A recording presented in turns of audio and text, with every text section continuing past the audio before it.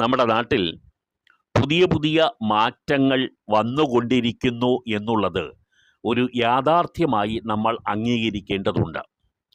പലപ്പോഴും പൊതുമേഖലാ സ്ഥാപനങ്ങളുമായി ബന്ധപ്പെട്ട് നടന്നുകൊണ്ടിരിക്കുന്ന പല പദ്ധതികളും ഇപ്പോൾ പൊതുജനങ്ങൾക്ക് കൂടി അത്തരം പദ്ധതികൾ സ്വന്തം നിലയിൽ തുടങ്ങാനുള്ള ചില ആനുകൂല്യങ്ങൾ സർക്കാർ തന്നെ അനുവദിച്ച് നൽകി തുടങ്ങിയിട്ടുണ്ട്.